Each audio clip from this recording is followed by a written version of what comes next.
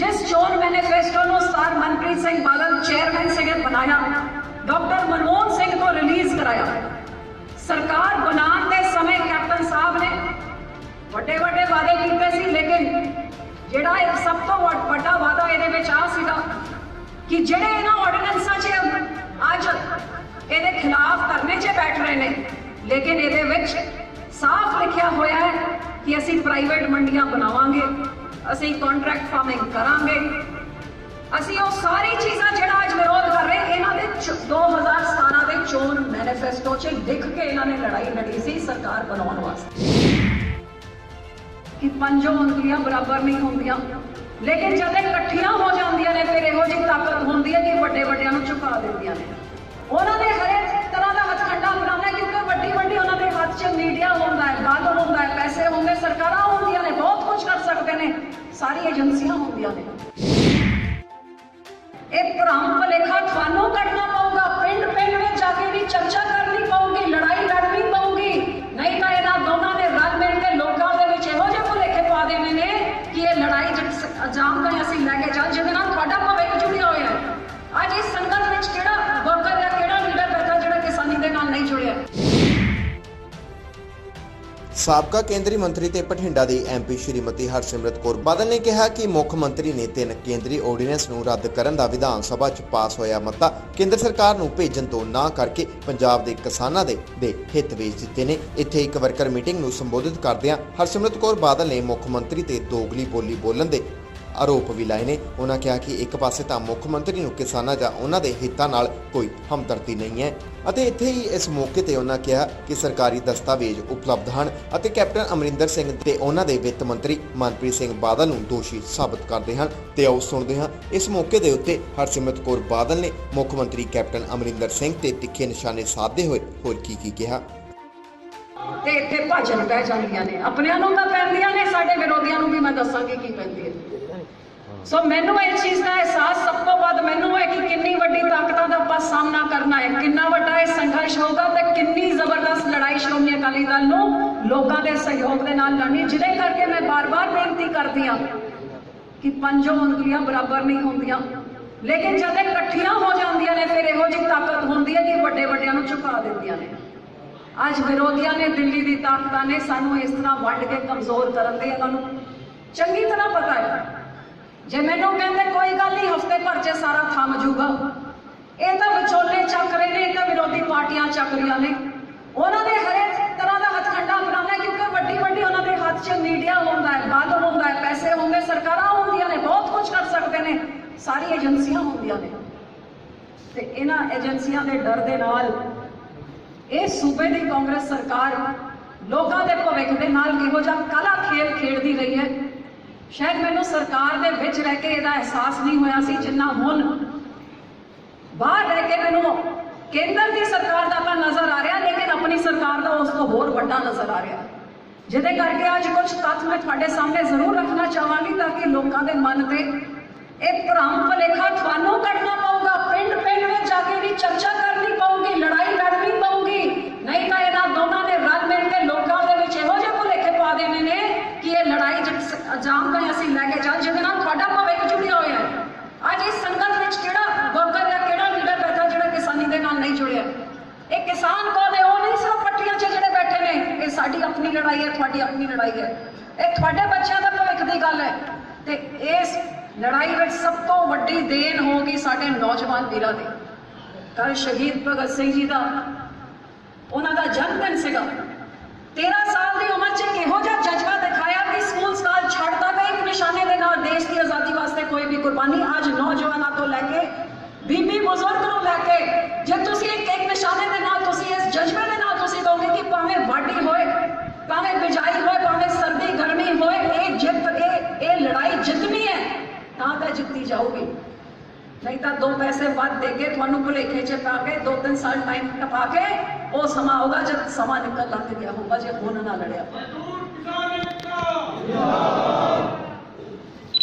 ये जरूर क्योंकि तुहानू सारियां नू जाके लोगों को समझाना पऊगा। मेरे तो पहले सेखो साहब ने भी दसिया, मलूका साहब ने भी दसिया, मैं तो बेनती करांगी लीडरशिप नू कि ये सारी चीज़ां लोगों को देनी बहुत जरूरी दिखाओ कांग्रेस पार्टी का 2017 का चोन मैनिफेस्टो, जिस चोन मैनिफेस्टो ਨੂੰ ਸਰ ਮਨਪ੍ਰੀਤ ਸਿੰਘ ਬਾਦਲ ਚੇਅਰਮੈਨ ਸੀਗੇ ਬਣਾਇਆ, ਡਾਕਟਰ ਮਨਮੋਹਨ ਸਿੰਘ ਤੋਂ ਰਿਲੀਜ਼ ਕਰਾਇਆ। ਸਰਕਾਰ ਬਣਾਉਣ ਦੇ ਸਮੇਂ ਕੈਪਟਨ ਸਾਹਿਬ ਨੇ ਵੱਡੇ ਵੱਡੇ ਵਾਅਦੇ ਕੀਤੇ ਸੀ, ਲੇਕਿਨ ਜਿਹੜਾ ਇੱਕ ਸਭ ਤੋਂ ਵੱਡਾ ਵਾਅਦਾ ਇਹਦੇ ਵਿੱਚ ਆ ਸੀਗਾ ਕਿ ਜਿਹੜੇ ਇਹਨਾਂ ਆਰਡੀਨੈਂਸਾਂ 'ਚ ਅੱਜ ਇਹਦੇ ਖਿਲਾਫ ਧਰਨੇ 'ਚ ਬੈਠ ਰਹੇ ਨੇ, ਲੇਕਿਨ ਇਹਦੇ ਵਿੱਚ ਸਾਫ਼ ਲਿਖਿਆ ਹੋਇਆ ਹੈ ਕਿ ਅਸੀਂ ਪ੍ਰਾਈਵੇਟ ਮੰਡੀਆਂ ਬਣਾਵਾਂਗੇ, ਅਸੀਂ ਕੰਟਰੈਕਟ ਫਾਰਮਿੰਗ ਕਰਾਂਗੇ, ਅਸੀਂ ਉਹ ਸਾਰੀ ਚੀਜ਼ਾਂ ਜਿਹੜਾ ਅੱਜ ਵਿਰੋਧ ਕਰ ਰਹੇ ਇਹਨਾਂ ਦੇ 2017 ਦੇ ਚੋਣ ਮੈਨੀਫੈਸਟੋ 'ਚ ਲਿਖ ਕੇ ਇਹਨਾਂ ਨੇ ਲੜਾਈ ਲੜੀ ਸੀ ਸਰਕਾਰ ਬਣਾਉਣ ਵਾਸਤੇ।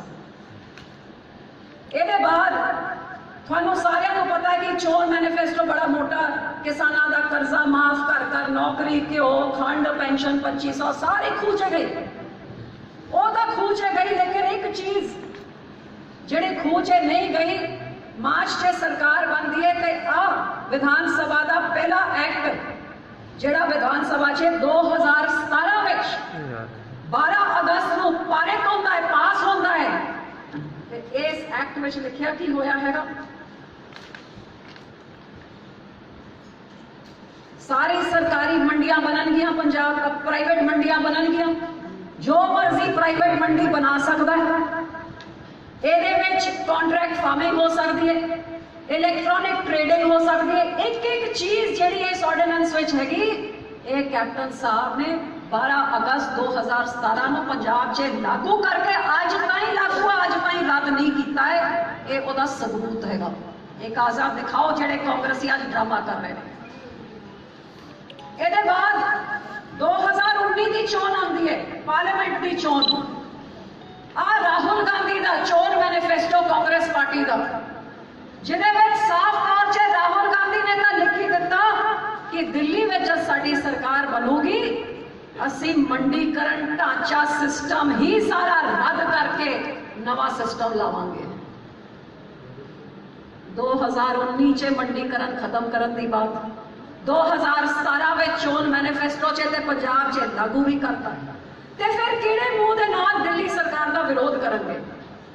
ਅੱਜ ਕੈਪਟਨ ਸਾਹਿਬ ਨੂੰ ਮੈਂ ਪੁੱਛਦੀ ਹਾਂ ਕਿ ਜੇ ਪਾਰਲੀਮੈਂਟ 'ਚ ਮੰਤਰੀ ਨੇ ਸਾਰੇ ਦੇਸ਼ ਦੇ ਸਾਹਮਣੇ ਟੈਲੀਵਿਜ਼ਨ 'ਚ ਜੇ ਆ ਸ਼ਬਦ ਪੜ੍ਹੇ, ਤੁਸੀਂ ਸਾਰਿਆਂ ਨੇ ਪਤਾ ਨਹੀਂ ਦੇਖਿਆ ਸੁਣਿਆ, ਬਲਕਿ ਮੈਂ ਸੀਗਾ ਉੱਥੇ ਬੈਠੇ ਸੀ, ਮੈਂ ਮਿੰਟਸ ਕੱਢੇ ਨੇ।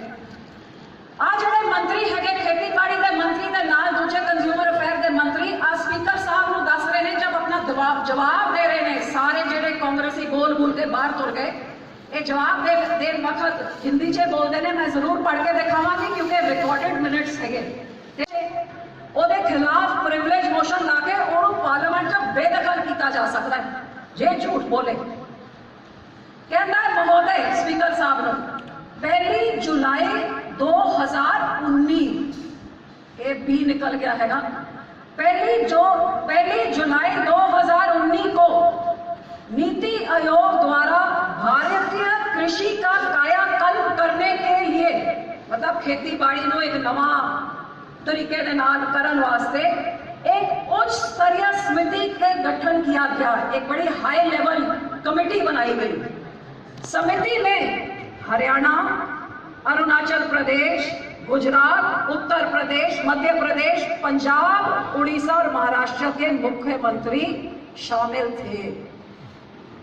ये जिहड़ी कमेटी बनाई गई ना इन्हां ऑर्डिनेंसां दे उत्ते चर्चा करन वास्ते, ਇਹਦੇ ਵਿੱਚ ਆ 7-8 ਮੁੱਖ ਮੰਤਰੀ ਜਿਹਦੇ ਵਿੱਚ ਕੈਪਟਨ ਸਾਹਿਬ ਸ਼ਾਮਿਲ ਸੀਗੇ, ਜਿਹੜੇ ਕਹਿੰਦੇ ਕੈਪਟਨ ਗਿਆ ਨਹੀਂ ਹੈ 3 ਮੀਟਿੰਗਾਂ ਵਿੱਚੋਂ, ਕੈਪਟਨ ਉਸ ਪਹਿਲੀ ਮੀਟਿੰਗ ਵਿੱਚ ਕੈਪਟਨ ਵੀ ਸ਼ਾਮਿਲ ਸੀਗਾ। ਅੱਜ ਤਾਈਂ ਪ੍ਰਿਵਿਲੇਜ ਮੋਸ਼ਨ ਲਾ ਕੇ ਮੰਤਰੀ ਨੂੰ ਬੇਦਖਲ ਕਰਨ ਵਾਸਤੇ ਕਿਉਂ ਪ੍ਰਸਤਾਵ ਨਹੀਂ ਲੈ ਕੇ ਆਏ ਨੇ ਜੇ ਝੂਠ ਬੋਲਿਆ ਉਹਨੇ।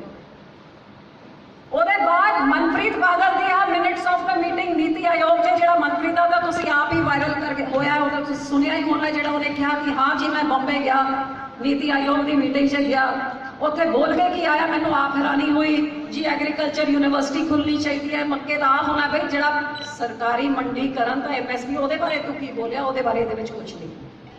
ਉਹਦੇ ਬਾਅਦ ਇਹਨਾਂ ਦੇ ਅਫਸਰ ਵੀ ਗਏ, ਲੇਕਿਨ ਕੋਈ ਵਿਰੋਧ ਨਹੀਂ ਕੀਤਾ ਕਿਤੇ ਵੀ। ਅੱਜ ਜਿਹੜਾ ਵਿਰੋਧ ਕਰ ਰਹੇ ਨੇ, ਇਹ ਵਿਰੋਧ ਕਰਦੇ ਕਿਵੇਂ? ਕਿਉਂਕਿ ਆਪ ਲਾਗੂ ਕਰੀ ਬੈਠੇ ਸੀਗੇ।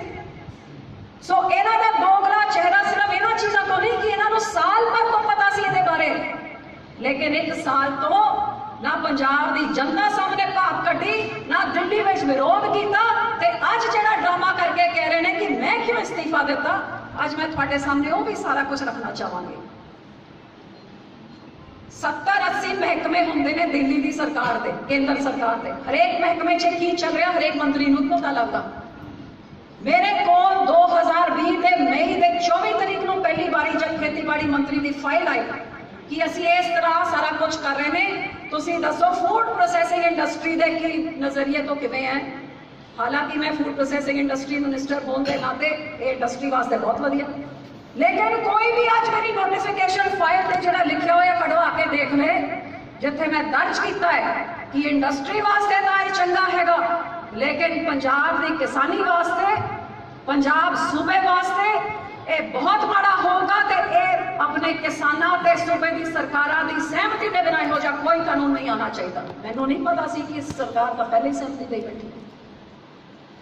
24 मई 2020 जो जब विवाद शुरू होया तो मेरे को गल सामने आई, उसके बाद लगातार साडे घर के बाहर धरने शुरू हुए। इन्हां धरनियां च जिहड़ा भी धरना होंदा सी किसान यूनियन नूं हथ बन के अंदर ला के दसो असीं तुहाडी की कर सकते हैं, इहदे विच ऑर्डिनेंस च किहड़ी लाइन कटवाइए किहड़ी दवाइए। पूरा 2-2.5 हफ्ते 2-2.5 महीने लगातार केंद्र च प्रधानमंत्री नाल खेतीबाड़ी मंत्री नाल मीटिंगां कराओ, उन्हां दी वीडियो कॉन्फ्रेंसिंग कराओ, उन्हां तो बयान दिलवाओ, उन्हां तो चिट्ठी ताईं दिलवा दो। ये 2.5 महीने जिहड़ा काम कैप्टन साहब नूं करना सीगा, जिस दिन ऑर्डिनेंस पास होया वो काम मैं करती रही, लेकिन अखीर ते जब चिट्ठी भी ले लेती ये क्लियर हो गया कि साडे लोकां नूं केंद्र की चिट्ठियां दे उत्ते कोई भरोसा नहीं रहा। फिर लड़ाई होर अगे ले जाने की लोड़ सी। लेकिन आज मैं इन्हां तो पूछना चाहती हूं कैप्टन साहब तो कि जब 24 तारीख को मैं मुद्दा चुकिया, मेरे बाद तक जिन्नी कैबिनेट की मीटिंग्स होंदियां सीगियां, लगातार प्रधानमंत्री तो लैके सारी कैबिनेट से खड़ के मैं विरोध किया। 5 जून को बिना सानू दसे मौके से जब टेबल हो गया पासिंग वास्ते, मैं उस समय भी अपना रोस पूरा दर्ज किया। आज जेडे मैनू भाजपा वाले कहते हैं कि उस मीटिंग का हिस्सा सी, मैं उन्होंने आई नहीं पूछना चाहती हूँ कि 25 मंत्री है, 25 मंत्री विचों एक श्रोमणी अकाली दल का मंत्री है। जे हिम्मत है तो 25 मंत्रियों को पूछ के दसो, कौन मुंह खोल के दस सकता है कि हरसिमरत बादल उस मीटिंग से की बोली। हाँ, पास तो होना ही सीगा, क्योंकि बच्चियां के सामने एक दी आवाज कितनी चल सकती है। इस सरकार की ताकत तुसी सारे जानते, मैनू दसन की लोड़ नहीं। बठिंडा तो स्टार न्यूज़ पंजाबी दे लई अवतार सिंह की रिपोर्ट।